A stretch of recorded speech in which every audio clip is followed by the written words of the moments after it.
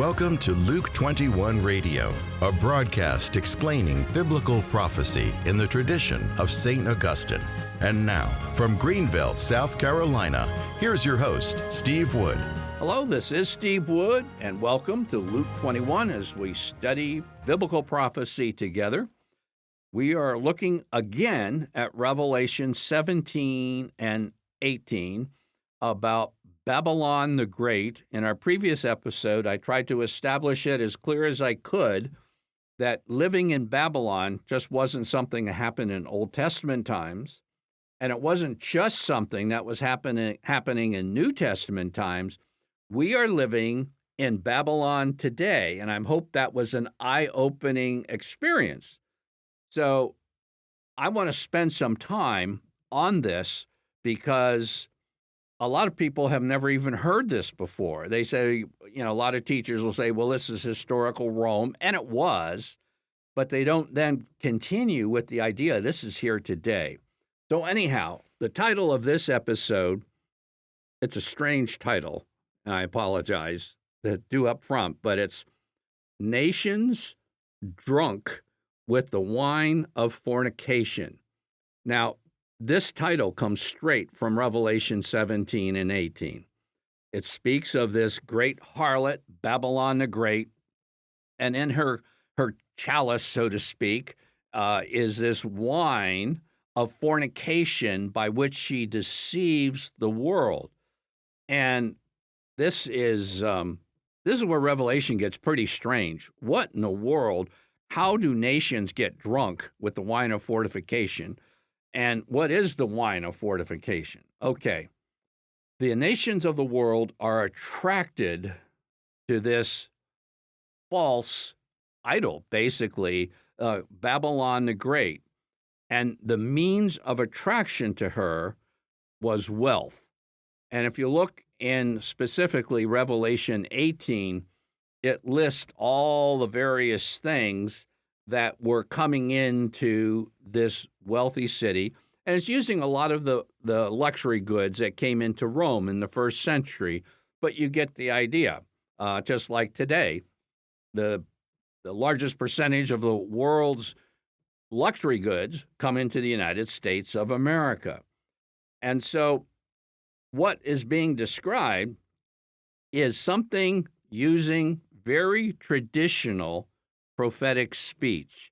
Remember at the beginning of this whole series, we said the Old Testament is the key to understanding the book of Revelation, that there's more references to the Old Testament in Revelation than any other book in the New Testament. And specifically, when you get to strange things, and this is where some interpreters just really go off the rails, saying, this can mean anything. Well, in prophetic speech, there are 4 empires that are called harlots in the Bible, or whores in the Bible. And one of the main ones is Tyre. Tyre was an island in the sea, so to speak, and incredibly wealthy because of trade. And Tyre, the harlot, was condemned in Isaiah 23, and then especially in Ezekiel 26 through 28. And a lot of the speech, like nations getting drunk with the wine of Babylon's fornication, comes from these prophetic scriptures like Ezekiel 26 through 28. The second empire that's called a harlot in the Bible is Nineveh, and that's a little briefer mention of that, but it's in Nahum, chapter 3. Third is Jerusalem, is called a harlot.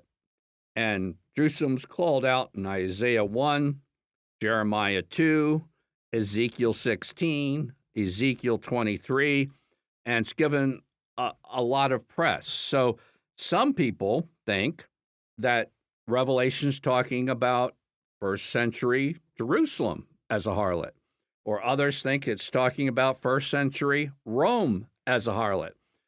Actually, St. John is talking about Tyre, Nineveh, Jerusalem, and Rome. In other words, he's taking the prophetic language from all of these Old Testament prophecies and putting them into contemporary application. But remember, contemporary application for John was Rome.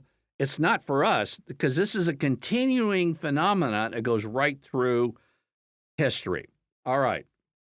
It says that the harlot is seated on many waters. The waters are indicative of populations. So this is a worldwide influence through Babylon. And how does the harlot gain dominance? It says in verse 2 of Revelation 17, the kings of the earth have committed fornication, and with the wine of whose fornication the dwellers on earth have become drunk. And how is that? What is this talking about?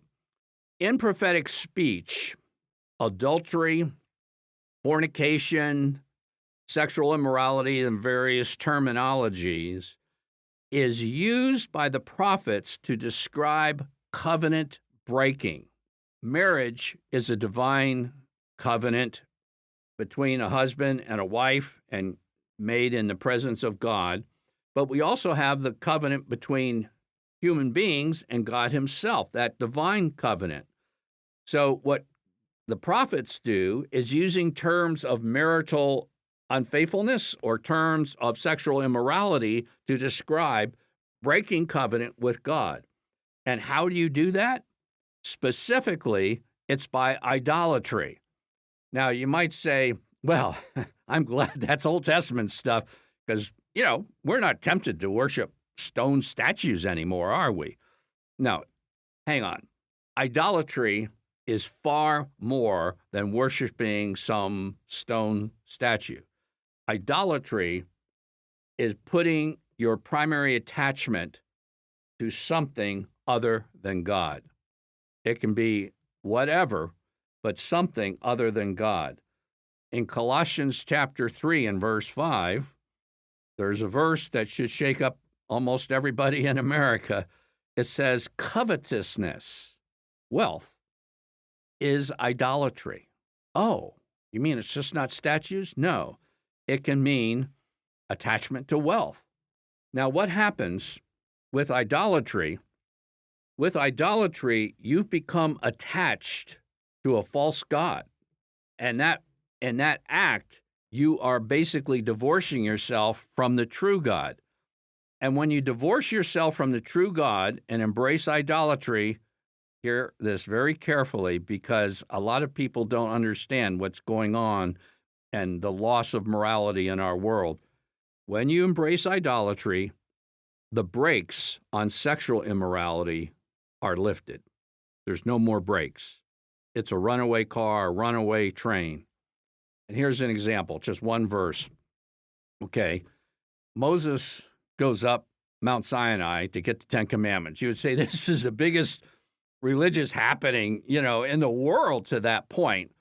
And meanwhile, Aaron's down at the bottom of Mount Sinai saying, everybody, give me your earrings and your gold and all that. And he melted all down and made an idol. And as soon as he did that, you have Ezekiel 32 and verse 6. And they rose up early the next day. It didn't take 24 hours. Early the next day, and offered burnt offerings and brought peace offerings to false gods, committing idolatry. And the people sat down to eat and drink and rose up to play. Now, the Bible isn't like the Oprah show where they just, quote, tell it all. It uses very guarded euphemisms to basically say these people were engaging in grossly immoral boogie-woogie. It was going on, and they switch gods. As soon as you commit idolatry, you just switch gods. And as a result, the sexual immorality was reflecting the God you have now attached yourself to. It's not just in Exodus.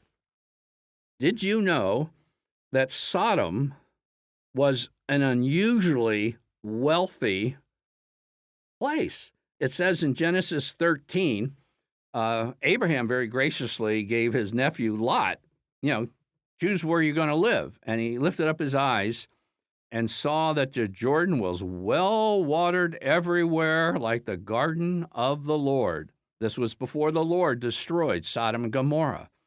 In other words, when you have an agricultural economy and your land is unusually fertile, you're going to make big bucks. And so it's very easy, hear me, because I doubt if there's anyone in the United States of America, and I include myself, that's not tempted by Babylon's wine. Okay, Sodom changed its allegiances to wealth and then became immoral. Think about this. You want to resist the idolatry, which once that happens, there's no brakes for immorality. We try to stop the immorality without basically reinforcing the attachment to the true God. This is from the book of Ezekiel. It's just one verse, and a lot of times you miss it. Now, Ezekiel was the hardest core guy that I can think of in the Old Testament, and yet when he came to Sodom, he didn't think of that immoral sexual behavior. He said this, Ezekiel 16:49. Behold, this was the guilt of your sister Sodom.